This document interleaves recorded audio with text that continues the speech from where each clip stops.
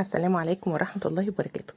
كل مرة بجرب فيها الكفتة أقول مش هجرب غيرها وخلاص هعتمدها، بس للأسف بقى الفضول بيموتني إن أنا أجرب طريقة تانية، وكل ما بجرب طريقة تانية بتبقى أجمل من الطريقة اللي قبلها.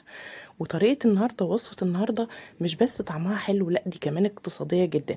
وعايزة أقول لكم نص كيلو لحمة مفرومة بتعملوا كمية كبيرة جدا، وهقول لكم إزاي تزودوها وإزاي تطلع معاكم بالجمال اللي انتوا شايفينه ده. بس في البداية صلى على سيدنا محمد عليه الصلاة والسلام.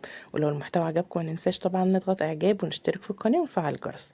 في البداية كده بجيب في الكبة بتاعتي طماطم وبصل وفلفل أحمر، أهم حاجة الفلفل الرومي الأحمر ده مهم جدا. هنحط بقى الكلام ده كله في الكبة. لو انتوا ما عندكوش كبة ممكن تفرموه بالمبشرة او اي حاجة موجودة عندكم. هنقطع بقى كل الكلام ده كله مع بعض في الكبة، الطماطم على الفلفل على البصل، بس هنسيب الخضرة دلوقتي، مش هنقطع الخضرة دلوقتي خالص. وما تقلقوش، يعني مش هتفك منكم ولا اي حاجة، وهتطلع معاكم متماسكة جدا زي ما شفتوها في اول فيديو.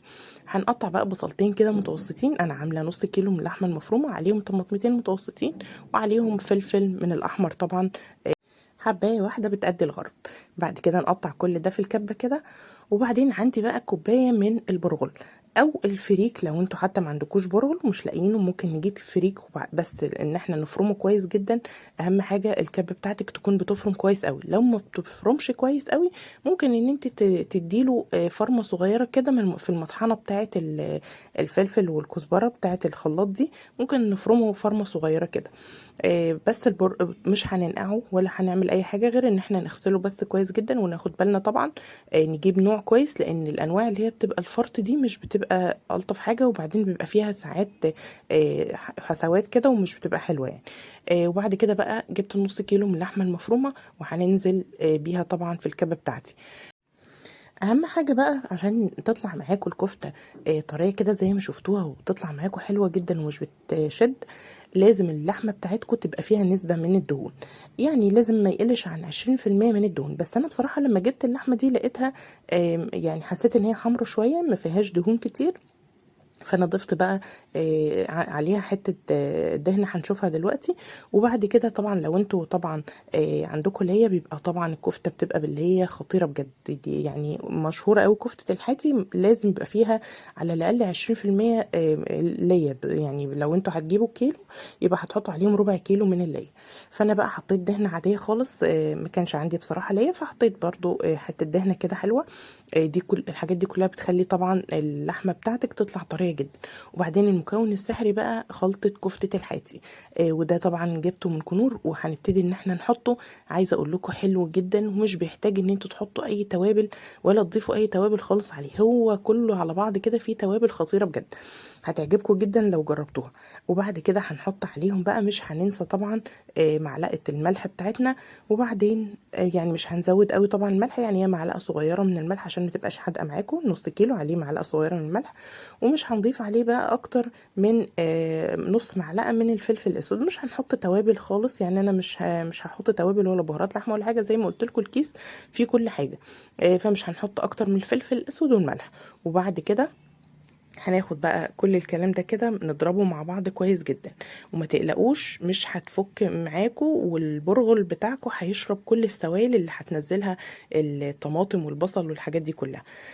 بعد كده بقى هنبتدي زي ما قلت لكم هفرمها كويس، بس مش هننسى بس الاول معلقه صغيره من البيكنج باودر، مهمه جدا. معلقه البيكنج باودر دي هتطلع معاكم كفته هشه جدا، وبتخليها طعمها حلو. وفي ناس بتحب تحط عليها بيضه، بس يعني انا اكتفيت ان انا احط نص معلقه البيكنج باودر، بتديها برضو هشاشه وبتطلع حلوه جدا. هنضرب بقى كل الكلام ده كله. عايزه اقول لكم بقى حاجه، هي السر هنا هيبقى في التسويه. هقول لكم التسويه دلوقتي هتبقى مختلفه شويه عشان تطلع معاكم مستويه وطعمها حلو، بتطلع هشه كده وطعمها حلو. نضرب بس الاول الكلام ده كله مع بعض. هنبتدي ان احنا نفرمه كويس قوي. وزي ما قلت لكم انا مش فارمه البرغل بتاعي ولا نقعاه ولا حاجه خالص ولا سلقاه زي ما بيتعمل. بس اهم حاجه ان احنا بقى الكبه بتاعتك تبقى قويه وتفرمي كويس جدا عشان ما نحسش بقى يدوب كده مع اللحمه ويبتدي ان هو يتفرم مع اللحمه كويس. هنفرم بقى الكلام ده كله كويس جدا لحد ما ننعم اللحمه بتاعتي خالص. بصوا بالطريقه دي.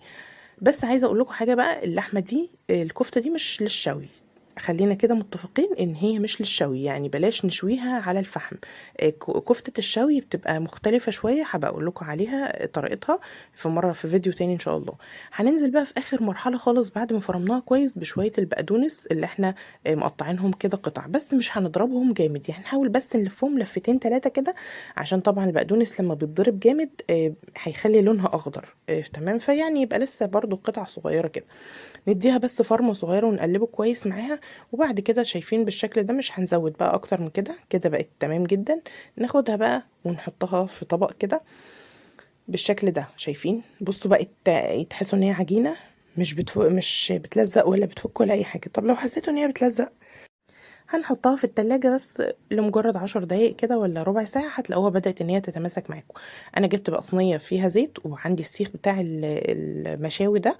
هنبتدي ان احنا بس نبل ايدينا شوية صغيرين من الزيت، وبرده يفضل ان احنا نبل السيخ ده بالزيت، برده نمسحه مسحة صغيرة بالزيت، عشان لما نيجي نخرج صوابع الكفتة تطلع معاكم بمنتهى السهولة. بس هي كده طلعت برده بسهولة، وانا كنت لسه ما دهنتوش زيت بصراحة. هناخد بقى الكفتة، نبتدي ان احنا نصبعها بالشكل ده كده، ونضغط عليها ضغطة صغيرة كده من فوق. اهم حاجة ان احنا نضغطها كويس جدا، عشان طبعا هي متقلقوش مش هتفك خالص معاكم. نبتدي ان احنا نضغطها كده ونسويها كويس جدا، ونعمل لها بقى ايه شكل كده بالطريقة دي كده زي اللي بنشتريها من بره.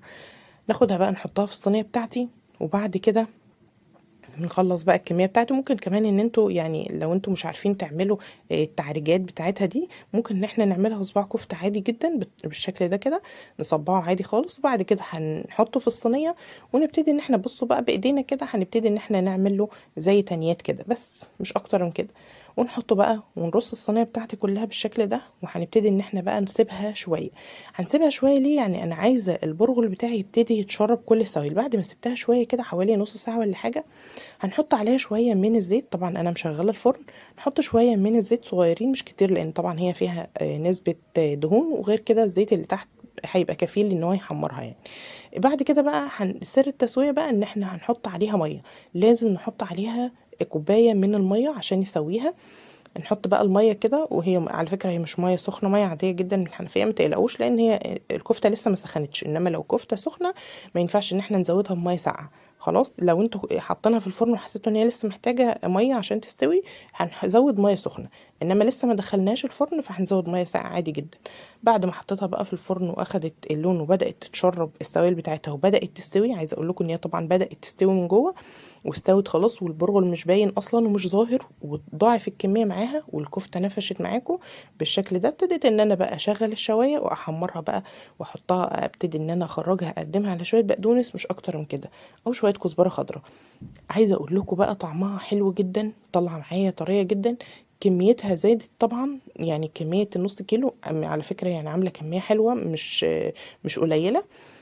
وبالهنا والشفا. طبعا هو اصلا الصباع لو تاخدوا بالكم صباع كبير مش صغير، فهيطلع معاكم حلو جدا ونافش طبعا وهاشش. لو تاخدوا بالكم هو ما كانش بالحجم ده، هتحسوا ان هو نفش كده شويه، بس مش اكتر من كده. قدموها بقى مع شويه سلطه طحينه، شويه سلطه الحاتي، حاجه وصفه حلوه جدا. تقدموها مع مكرونه، تقدموها بعيش، اي حاجه بقى انتوا عايزينها، المهم الاساس موجود عندكم.